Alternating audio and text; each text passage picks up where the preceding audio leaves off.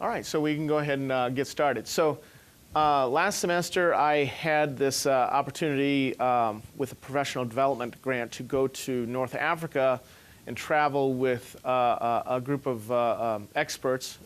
One, Mark Johnson, who's a former ambassador to Senegal, who's also done a lot of work in the Middle East. I had the opportunity to travel with him previously to Iran. So when I saw that this trip was being planned, I naturally was very excited about it and applying for this grant from the Grand Rapids Foundation, the GRCC Foundation, that helped fund it. And I was very excited because this was going to go to three main countries in North Africa, predominantly Morocco, Algeria, and Tunisia. And this part of the Arab world was of particular interest to me. Both the recent history, current politics, and its impact on the war on terrorism, and of course, as well as the impact of the broader Arab Spring, which I'll talk about. The downside was that 3 weeks before I left on this trip, a French tourist was decapitated in Algeria. Terrorist affiliated with ISIS in Syria and Iraq cut his head off, and they did so in resentment towards the French government bombing in Iraq ISIS positions in concert with the United States. So all of a sudden that derailed most of what was planned. So it was obviously tragic that anyone had died. Certainly I didn't want to put myself or anybody else along in the group at risk as far as exposing ourselves to terrorism, but it meant that the trip to Algeria was completely rerouted to Spain and to Italy. We did not make them stops in Morocco. The only stop we did make was one in Tunis, Tunisia. And so I have a very limited number of slides that I can show you from that. Fortunately, I've been to Morocco before, so I've supplemented my talk with slides that I've taken from that time. And in the process, I'll teach you what I was able to learn from the talks that I attended on this trip. So anyway, it wasn't what I had hoped for. I hoped that I would have more personal anecdotes and slides that I can show you, but I did learn a lot. And we'll talk about North Africa, its history, politics, and what it means for the Arab Spring as of late. So here you have a map of Tunisia, and Tunis being right here, very near the site of ancient Carthage. So there's, this part of the world is a very ancient civilization. It competed with the ancient Romans. So, I mean, often I think my students are, they think of Africa as really exotic, perhaps as less of the history of much of the rest of the world, but in this case, that's far from the truth. So here's the picture of the Tunisian flag. And this is ancient Carthage, and so Carthage just north of Tunisia. This is the ancient Punic military port and the commercial port, and this represents the ancient city of Carthage. And if you know much about ancient history, you know that the Romans destroyed it in the many wars that they fought against the Carthaginians. This is really all that remains. When the Romans destroyed it, I mean they destroyed every aspect of it. I mean they really basically leveled every building that was there, spreading salt on the ground so that nothing would ever grow there again. It was their hatred for the Carthaginians was pretty over the top. This represents the Punic port, or the Carthaginian port that I just showed you in the previous photograph. This is really all that really remains. This was the military port around this central island. This is some of the structures that have been excavated, showing where the ancient Carthaginians lived. You can see the port in the background back here that I just showed you. And of course, when the Romans took it over, they leveled it. But within 100 years, perhaps because they felt like they had been overly cruel and that they were being punished by the gods, the Caesars ordered that it be reconstructed. And then so Carthage was rebuilt by the Romans. and became one of the most important cities in the Roman Empire. And so civilization really flourished in this part of Tunisia. And here you have some of the ancient Roman mosaics. This is Professor Kirk Freudenberg from Yale, who was an expert in the classics, and he was, as a classicist, was very helpful in reading the ancient Greek and ancient Roman text and telling us about this mosaic of Virgil and his writing of the Aeneid that helped describe the founding of Rome and why Romans are the way that they were. The Roman Mosaic Museum here at the Bardo Museum in Tunis is world-renowned. So there's fantastic mosaics. And so it shows you one of the attractions of Tunisia, which is tourism. And Tunisia relies a lot on those tourist dollars.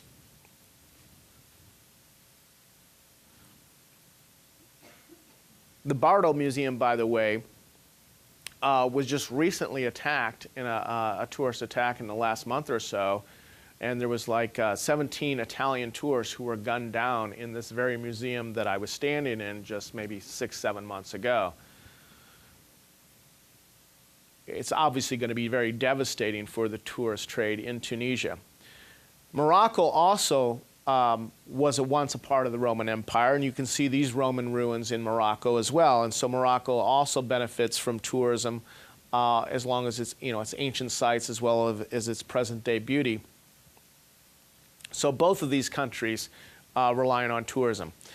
This is Morocco as it was around the turn of the century, when it was really occupied and really dismembered by both the French and the Spanish. So the Spanish basically carved out this northern portion, and the Spanish Sahara right here was controlled. The green area was controlled by the French. And the French would also end up taking over Algeria and Tunisia as well in the 19th century. Unlike Algeria, Tunisia and Morocco were basically protectorates of the French government. And, but with regards to Algeria, the French actually came to stay, and they actually settled it. And from the French point of view, Algeria became a part of France itself. And they intended that that remain the case.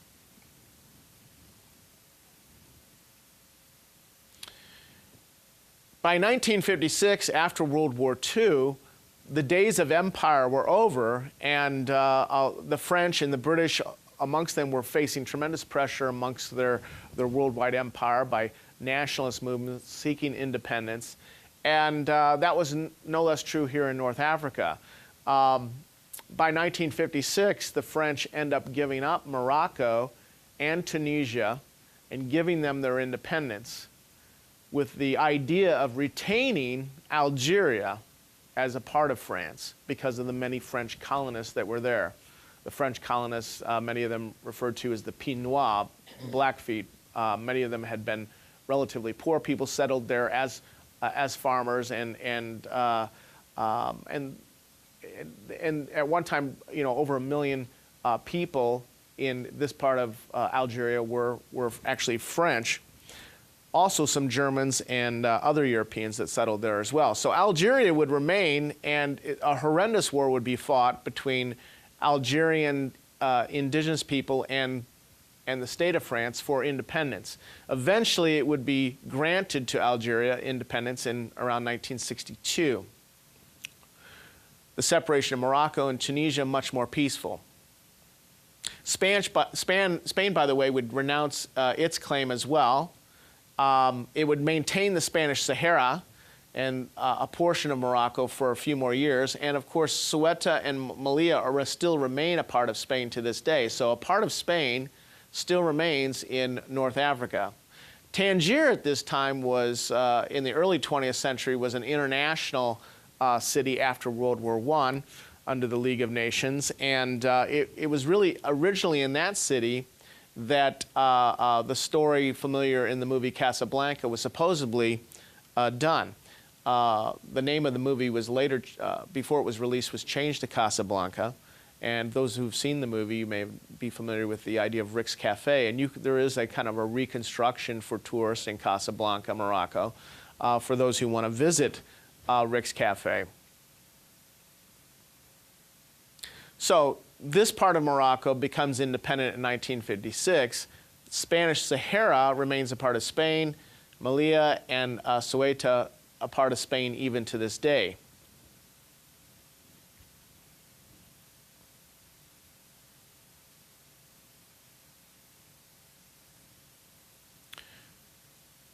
The Spanish Sahara we'll revisit because in 1975, Morocco would annex the Spanish Sahara, just take it over, and they continue to control it to the day.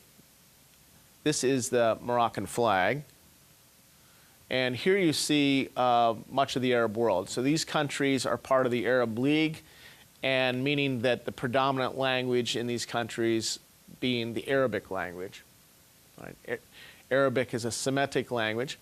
And here it also shows on this chart not only the various Arab-speaking nations, but it also shows you the relative population size in the white box. So you can kind of see the 35 million people that live in Algeria, 32 million people living in Morocco, and 10 million people who live in Tunisia. By far the most populous Arab country is Egypt with 84 million. Of all Arabs in the world, about 25% of them are Egyptian. So Egypt, by far, is the most important Arab country, right? And so, therefore, preeminence importance to U.S. foreign policy. The red number shows you the respective GDP for those respective countries. Now, when Islam was created with the Prophet Muhammad, the Arabs came out of Saudi Arabia and conquered much of North Africa. So they conquered west. The people that predominantly lived there already were known as Berbers, and although that's not their preferred term today, it's where we get. It's also the same root of the word barbarian. It's also the same root of the word Barbary Coast. This coast of Africa was known as the Barbary Coast when it was consisted of pirates and even taking U.S. Sailing ships prisoner in the early 18th century. So the Berbers have their own language. It's also a Semitic language in the same language family as Arabic, as is also in the same language family as Hebrew. So Hebrew, Arabic, the Berber languages, all in the Semitic category.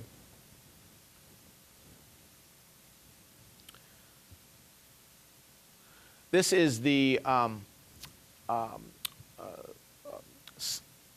mosque, an ancient mosque has mostly been ruined, but this is in Marrakesh, in what was the historic capital of Morocco. Now, today, Rabat is the capital of Morocco.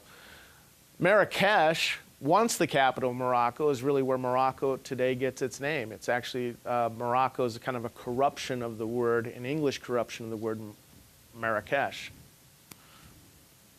At one time in the Roman period, this would have been referred to as Mauritania. And so the people who came from here and conquered much of Spain became known as Moors for that reason.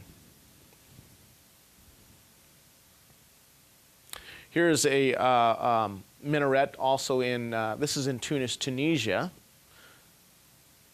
So a lot of common architectural structures witnessed. This is a jalaba, which is a traditional Moroccan cloak that many of the people wear there. And this is what many of the people look like today. Now this is in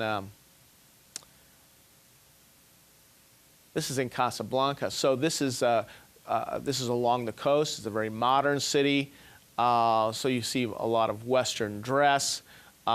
Some women wear the hijab. It's not required under Moroccan law, but it has become very fashionable in much of the Arab world in recent years.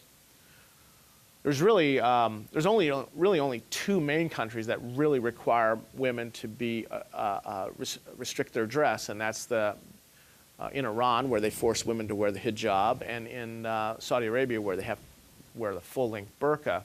You didn't see that many burqas in Morocco, but you did see some.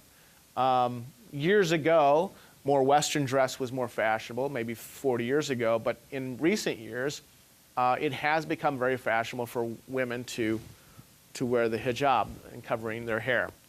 And at one time, it was very much a kind of an indicator of how religious a woman might be. But that's less and less so today, the more popular it becomes.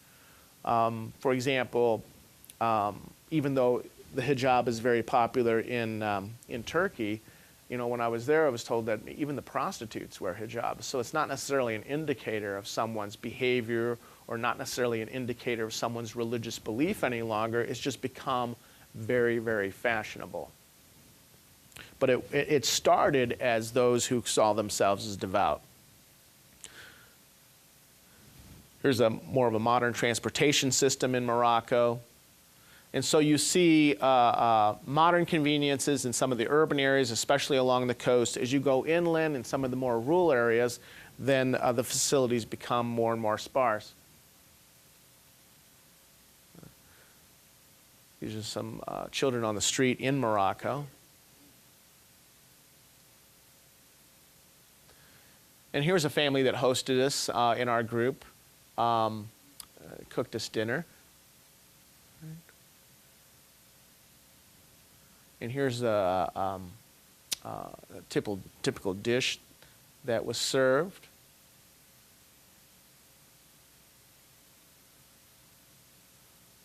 And in Morocco, you see a lot of different complexions. This man is more from the south, more to Central Africa.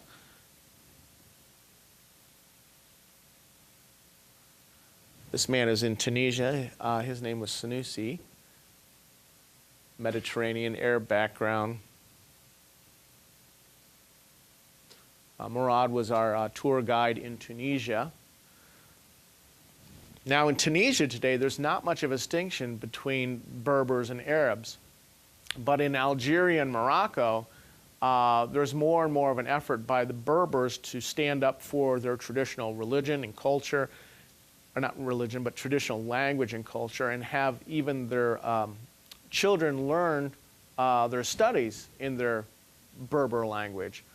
For a long time, the king of Morocco, Mohammed VI, the current king, resisted that. But in recent years, Berbers are now allowed to learn their studies in their language. But when I was in Tunisia, where this photo was taken, it was made apparent to me that Tunisians really don't make much of a distinction.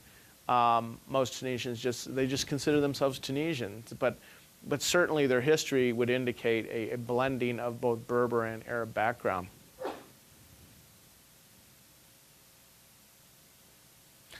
This man in Morocco actually identified as Arab. This man on the right, Hamid, identified as Berber. This is also Morocco.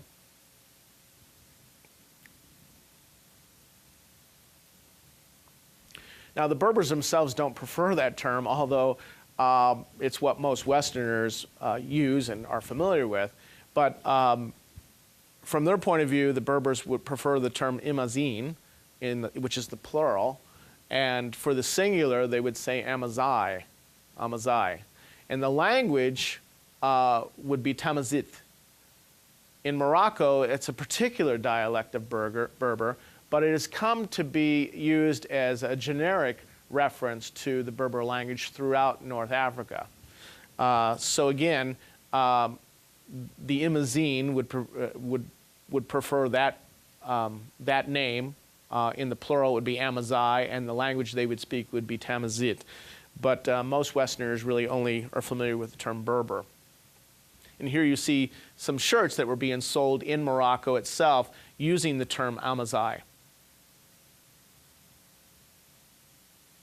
as well as putting Snoopy on the cover as well. And here I am with a Targi, who is one of the Tuareg people who also speak a Berber language, a very distinctive Berber language. And they're known as the blue men of the desert because of the distinctive blue cloaks that they wear. And you know, if you're familiar with the classic films, Beau Geste and stuff, often the French Foreign Legions were fighting the Tuareg people. The Tuareg right now have taken over half of the country of Mali, which is really on the southern border of Algeria, and some of them have actually united with Al-Qaeda types and actually taking over much of this state. So here, this would be Morocco up here, here's Mauritania, and here's Mali. And recently the French have been actually sent the military to help the government forces in the capital of Bamako defeat these Muslim fundamentalist insurgents in Mali. Many of the Tuareg who live in the shaded area, you know, across Mali, Algeria, Libya, Niger, even in parts of Morocco and Mauritania, many of them have kind of aspired for a state of their own. Some of them secular, some of them really fundamentalist Muslims, but finding common cause in this battle has, against the government, has united them, and it's been a big swath of territory that the West is very concerned about. Many of the weapons for the Tuareg in that struggle are coming from Libya since the overthrow of Muammar Gaddafi. And as you probably know, there's a bitter civil war going on in Libya right now, not unlike the one that's really going on in Syria right now. It's kind of interesting that the Arab Spring that occurred back in 2011, when you saw this popular uprising against these various dictators in the region, it occurred first in Tunisia. The dictator Ben Ali was overthrown. There was a massive uprising that occurred when a street vendor, basically being shaken down by authorities for bribes and having his cart taken from him, he losing all hope. And to make a statement, he basically set himself on fire. And this was back in near December of 2010. The result of that protest sparked a protest that broke out all across Tunisia as people finally rose up and said they'd had enough of this, of the corruption and the government that they considered to be illegitimate. And by February of 2011, Ben Ali was forced to flee the country. And so much of this protest was nonviolent, and it was very impressive. You know, democratic forces bringing down a dictator. It did so much it actually inspired the Egyptians to do the same by overthrowing Hosni Mubarak. And again, in Egypt, much of the protest was nonviolent. That would not prove to be the case in the case of Syria. At first, the protest there was nonviolent, but the dictator of Syria, Assad, put it down ruthlessly, and that ended up devolving into a civil war that we still see waging. In Libya, much the same thing. The dictator Muammar Gaddafi, though, was finally only brought down with the help of NATO forces and the United States doing bombing strikes to help the rebels in that civil war. I think there was a lot of initial hope for this flowering of democracy as we were seeing it back in 2011, but unfortunately, the only place that seems to have weathered it successfully is Tunisia. Either certain dictators were not overthrown, or in areas where they were, we've seen horrible civil wars take place. In Egypt, the dictator was overthrown, but when the newly elected Islamist Muslim government took over, they went a little too far for the military's take, and the military basically kicked them out. And so now you have the military again running Egypt.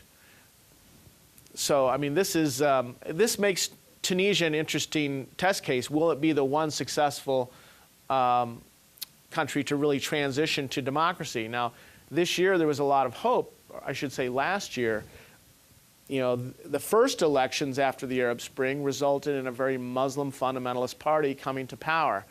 Last year, that party had kind of fallen out of favor because the economy had not improved, and the people actually voted it out of power. And the Muslim fundamentalist government actually stepped aside, respected the will of the people, and stepped down. And so you had really the first real transition from one party's government to a more secular party government that's in charge right now.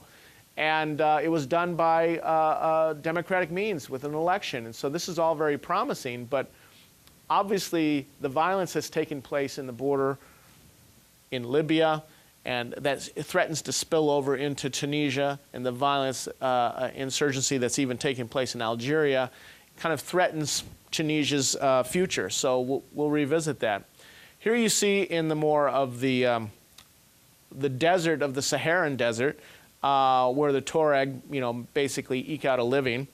This is a camel journey that we took into the desert. It was a couple hours, and we camped under the stars. This is in Morocco. And so you see the kind of the solitude that you see in the desert.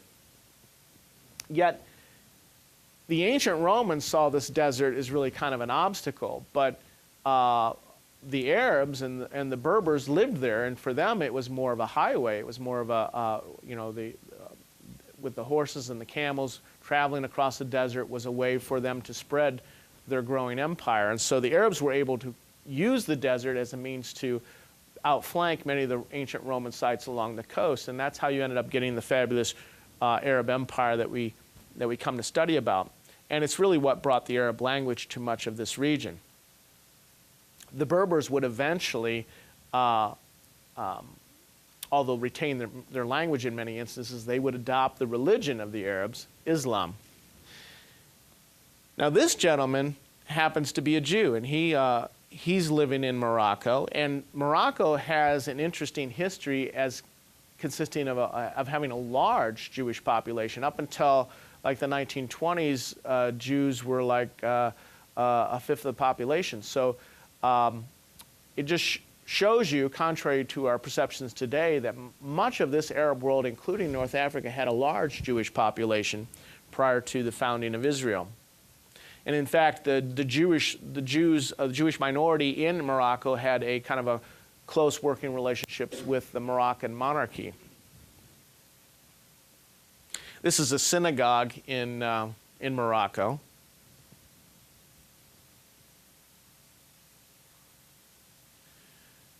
This shows you, prior to the founding of Israel in 1948, the Jewish populations of these various Arab countries. And you can see that Morocco by far had the largest Jewish population. Over 200,000 Jews lived in Morocco prior to 1948. Iraq had the next highest, over 100,000. Algeria, over 100,000. Iran, Egypt, Tunisia, Turkey, Yemen. And yet that's not as much the case now. Today there's only about 6,000 Jews in Morocco. So what happened? Well, as I kind of alluded to, the founding of the State of Israel is kind of what happened. When the Israel was created in 1948 because of the breakout of violence between Jews and Arabs there, the Jews were victorious and declared themselves an Arab, I should say, a State of Israel. The Arabs were defeated, and that created a resentment that really spread throughout much of the Arab world. So you kind of had a push, so to speak. Many of the Arabs resented their Jewish populations, and there was a lot of discrimination against them. But you also had a pull in that the State of Israel was wanting new Jews to kind of build up their numbers in the State of Israel. So there was both a push from the Arabs and a pull from Israel to create a mass migration of Jews from all these countries to the State of Israel. Is that a hand? Is a question? No.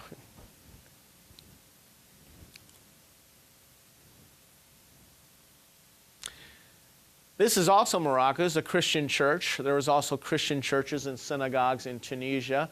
Even though most of the Jews have left, there are small Jewish communities still in Morocco, still in Tunisia.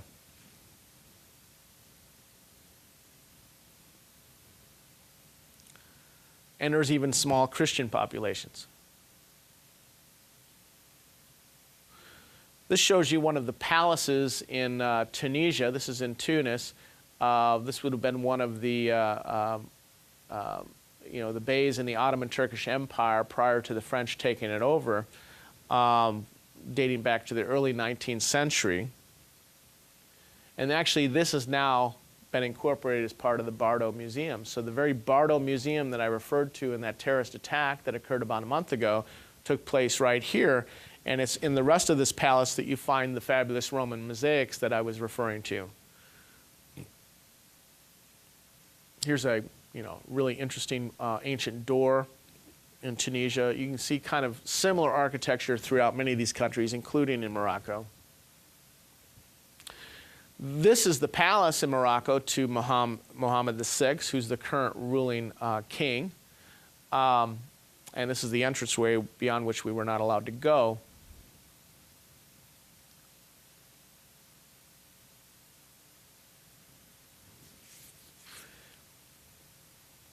This is one of the guards to one of the tombs of the monarchs in Morocco. And this is the Moroccan Parliament building. Tunisia today is a republic. Since it gained independence from France, it became a republic with an elected parliament, no king.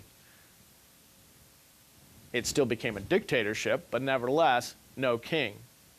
Morocco, on the other hand, retained its monarch, and it remains a kingdom to this day. The king's dynasty actually lays claim that his ancestors were descended from the Prophet Muhammad himself. The last king, Hassan II of Morocco, was he's not remembered so well, elsewhere around the world. He kept much of his population ignorant in order to maintain control. He was not a big fan of reducing illiteracy.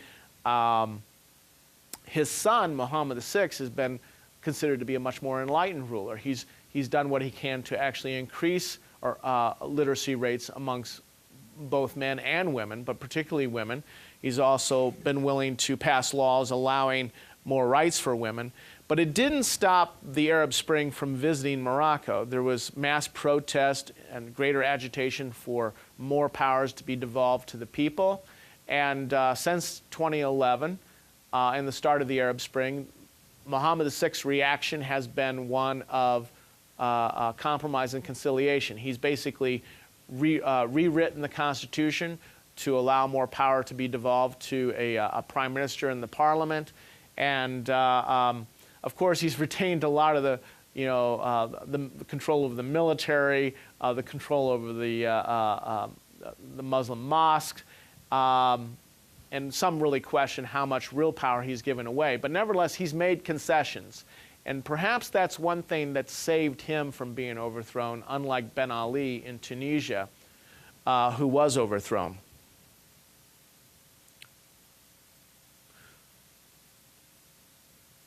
Here are some of the women in Morocco. So not all of them wearing the hijab, even though it's very popular today. And here's actually a picture of the Queen, Queen Salma. This is Mohammed VI's wife. Now, his father, Hassan II, never showed his wife in public. So the fact that the current king, Mohammed VI's wife, is on the front page of major magazines and she's got a public presence, he's really kind of trying to create a role for the Queen that symbolizes more of a role for women in general in Morocco. So it's generally considered to be a good thing. The major reason why protesters were coming out and demanding more political input was because the economy has been bad in much of North Africa. That was true with the protests on the streets of Tunisia. It was true on the protests on the streets of Egypt. It also was true on the protests that have occurred on the streets of Morocco. And here you see these men working in transportation. They're on strike. And so much of what the people want is not just a greater political voice, but a greater political voice for a reason. They want a better economic situation. They want better pay. They want more jobs. And so really, even in this part of the world, it's really all about the economy, stupid, as we would say in the United States.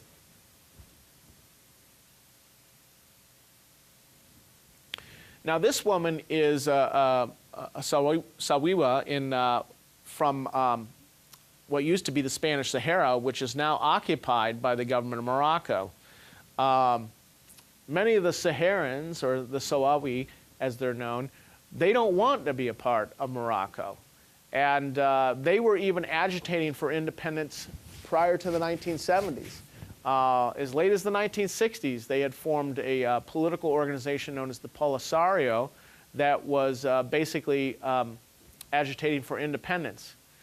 What happened in 1975, which is when the Spanish ended up losing it, Morocco basically occupied the Spanish Sahara, that southern portion of the country of Morocco that I showed you on that first map of Morocco. And they did this, the king at the time encouraged his people to do this. And Spain, which was being ruled at the time by the dictator Franco, he was dying basically. So the Spanish were kind of taken off guard, and they basically accepted and ceded their claim to Spanish Morocco.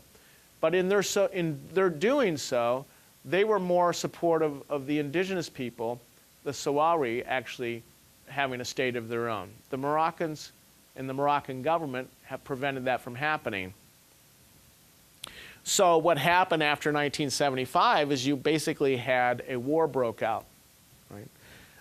Both Morocco and the neighboring state of Mauritania each laid claim to Spanish Sahara. The Mauritanians quickly lost out in the struggle against the Polisario and ceded their claim. The Moroccans have not, and they continue to occupy much of what was the Spanish Sahara. So here you have it, a map, and this kind of shows you really the border really of who controls what. So at one time controlled by Spain. After 1975, Morocco occupied as much of it as they could. They brought in colonists and settled here, and Morocco has no intention of ever letting it go. The Polisario was obviously fought them, and they really control the eastern portion here. Now, since Mauritania has ceded their claim on Western Sahara, the Polisario have been able to get some assistance from Mauritania, and more importantly from Algeria, where there's many Sawawi refugee camps that are set up. The state of Algeria has not been friendly to the state of Morocco. They've actually had a border dispute themselves, and so Algeria has found it within their political interests up until recently to assist the Polisario against Morocco. The United States has really supported the government of Morocco. Now, we're also in favor of peace, and we've been wanting there to be more of a referendum for self-determination by the people that live there. But Morocco has been a strong ally of the United States since the very creation of the United States. Morocco actually has the privilege of being the first country in the world to recognize the United States after our War of Independence against the British. So our close relationship with Morocco goes back a long way. And so Morocco has had a close relationship. We've recently just signed a free trade agreement with Morocco, the United States. And so the United States is kind of caught in the middle of this struggle. I guess as long as the United States is not going to lean on the government of Morocco, the Morocco will not have much of a reason to really pull out. There are three things you can't really even talk about in Morocco. One is you can't badmouth Islam as a religion. You can't criticize the king, and that's not tolerated. And you can't say that Morocco doesn't have a legitimate claim to what is now called the Western Sahara. It was called the Spanish Sahara. Those are three taboo subjects amongst Moroccans. And the Moroccans are pretty unified in supporting that. The Moroccan colonists that have settled here don't intend to leave. And so I don't know if we'll ever see in my lifetime the resolution of this struggle, but the Polisario continue to to resist and to do what they can to achieve their independence. Now, I mentioned that the strong relationship that the king had with his Jewish minority. Even though Morocco does not recognize the state of Israel to this day, and that Morocco is an Arab country, and that Arabic, the language, predominates, even though Morocco has not recognized the state of Israel's existence, Morocco and Israel have had a pretty close working relationship, unlike many of the other Arab countries. And that the Moroccan government has actually shared intelligence with Israel. Israel has actually shared some military intelligence with Morocco, military weaponry, military training. And many international analysts have noted that the border here and the military defenses of the Moroccans very much resembles the Israeli military's defense on the Sinai Peninsula before Israel gave up that. So there's an interesting close working relationship between Israel and Morocco that you wouldn't at first assume. This is Ambassador Mark Johnson, who actually led our trip. And as I said, I traveled with him before to Iran. And so I jumped at the chance to do this. It was only my disappointment that we didn't end up going to Algeria, which is really where I wanted to go. Mark Johnson, Ambassador Mark Johnson, he advised that we not go to Algeria. Martha Crenshaw, who was the terrorist expert along the trip, she didn't think that there was a reason to cancel the Algerian leg. So there was a difference of opinion even on our trip amongst the experts as far as what should be done. I can tell you that right now, the State Department does have a travel warning against Algeria. It does not have a travel warning against Morocco or Tunisia. But as you know from watching the news, and from what I've said earlier today, there have been recent terrorist attacks in Tunisia and Morocco. So if one is going to travel there, I'm not saying don't go, but I'm just saying be apprised of what the current situation is, read the news, follow the news, stay abreast of the recent politics. And I think you'll be safer.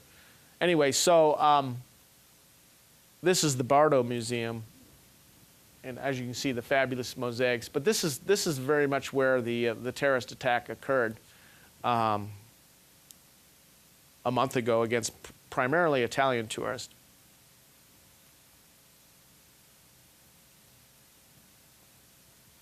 And again, I was only in Tunis, Tunisia, Carthage, around here. I didn't really get a chance to travel to the rest of the country.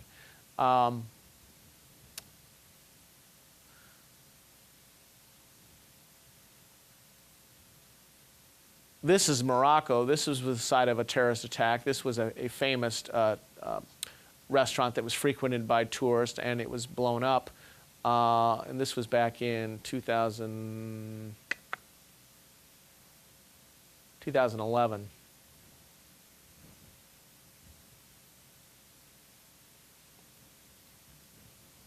So our itinerary was definitely redirected. I did give me the chance to go to Spain and Gibraltar, which is obviously not very far away.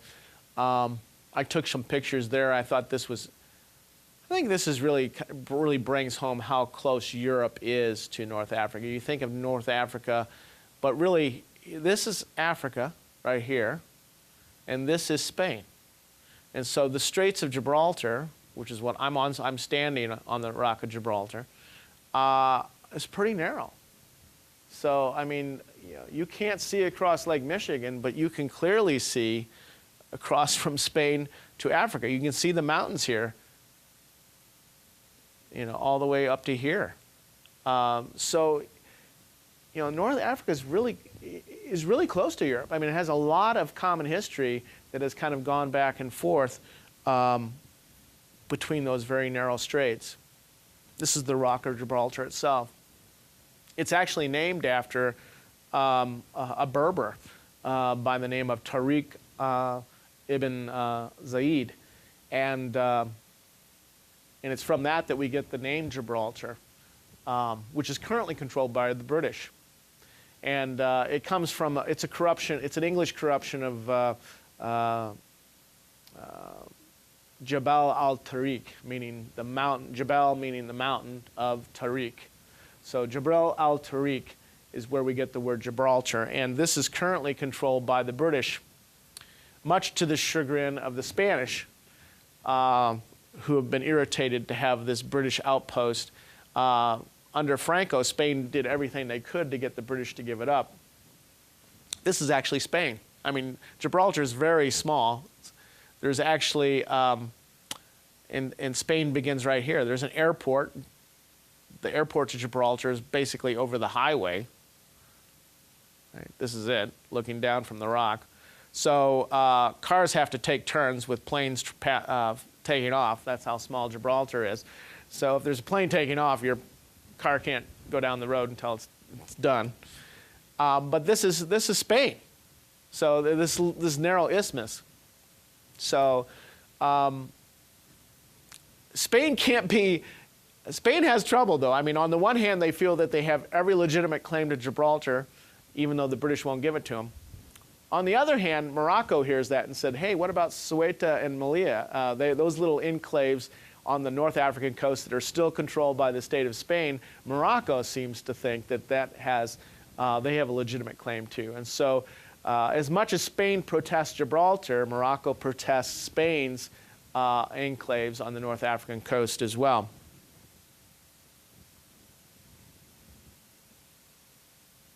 Well, I guess that's a good place to stop and pause for questions that you might have, assuming there are any.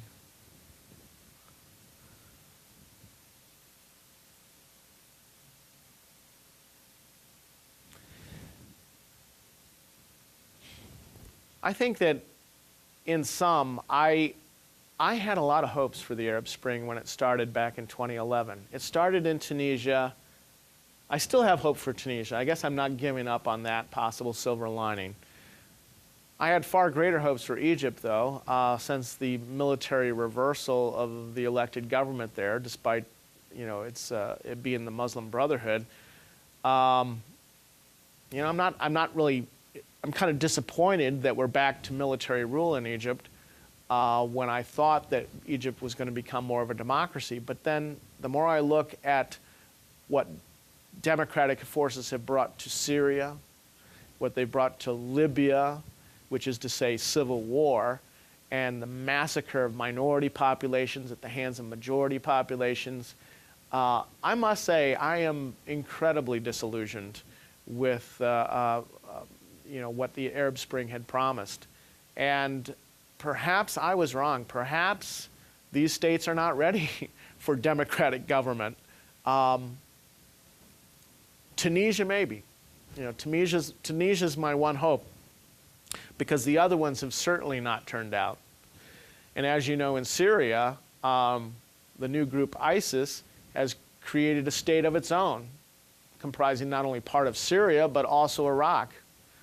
And the Sunni Muslims that live there have rallied to them, not because I think they necessarily like the brutality of the ISIS regime, but they are looking to ISIS for protection against the predominantly Shiite government of Iraq that has not protected them.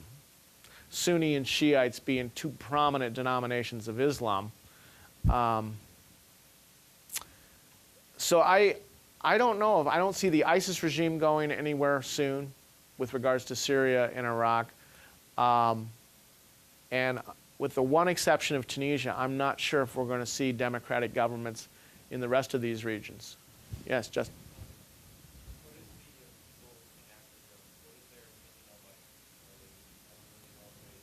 Do they have one? Were there, or were they kind of intrigued? Did they like it? Did they not like it? Well, I didn't talk to anybody that was a big fan of ISIS.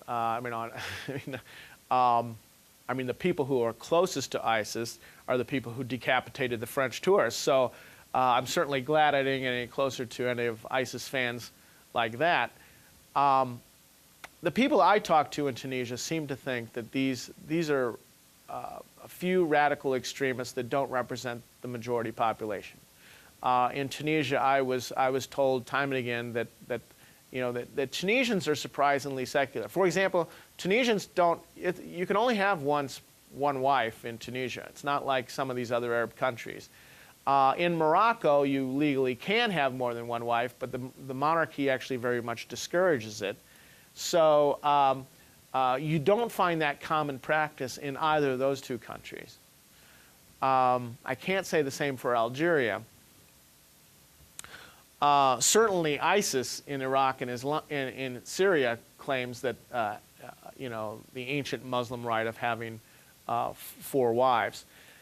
So I hope that ISIS doesn't represent a sizable population in Tunisia. I mean, the people I talked to, most of the women I saw didn't even have their hair covered. In that sense, Tunisia is a much more Western, and it's much more secular in that regard. But it, up until recently, did have still a Muslim fundamentalist government. So it was just voted out of office, but that was primarily for economic reasons.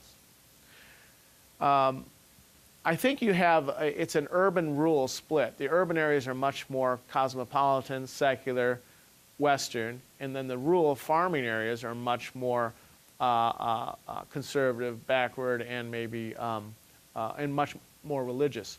So it's and in Tunisia that would be the rural areas would be primarily in the south. The northern areas would be much more urban. But the majority of Tunisia is rural. So even a majority of the population hasn't urbanized yet. It's a good question. Any others?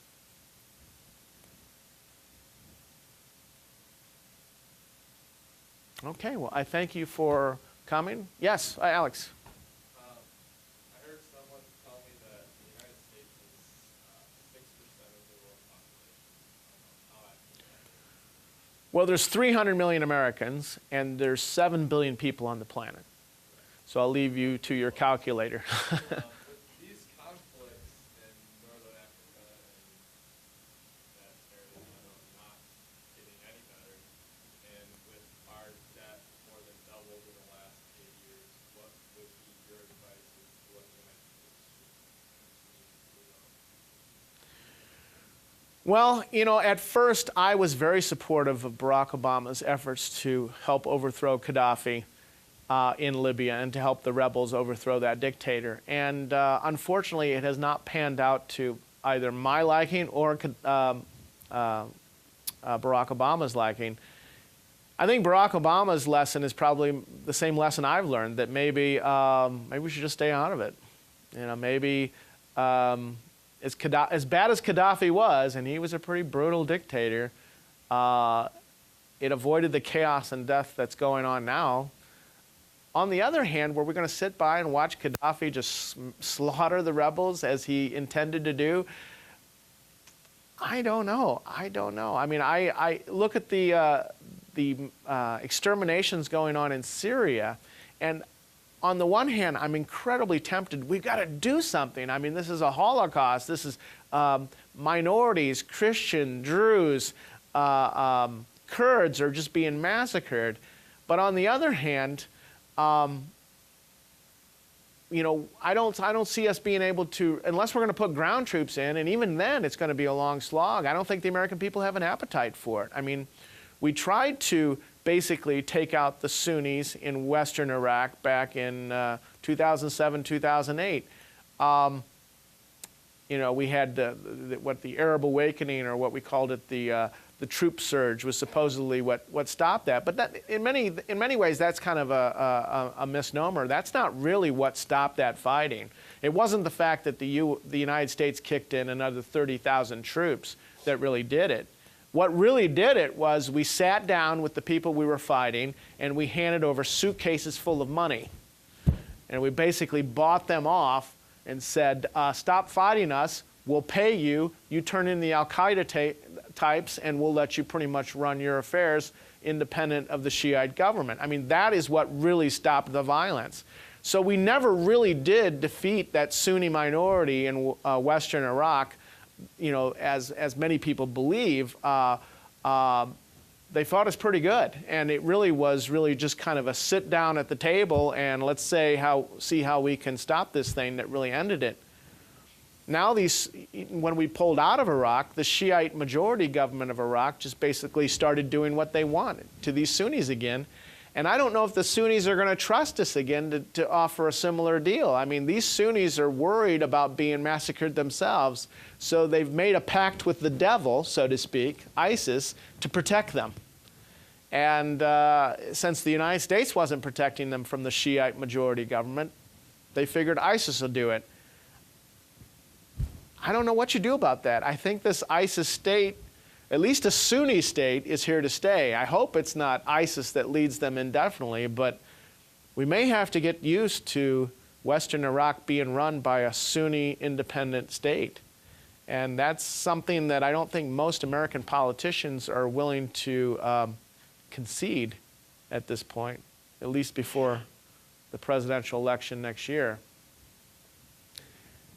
I'm sorry I don't have any good news for you, really. It is a beautiful land. The people are fantastic. If the violence ends, I would certainly encourage you to travel there. I hope to go back. I'd love to see Algeria, but I'm beginning to wonder if I'm going to have another opportunity. I thank you all for your patience. Thank you for coming. My class, you are dismissed. I'll see you Monday.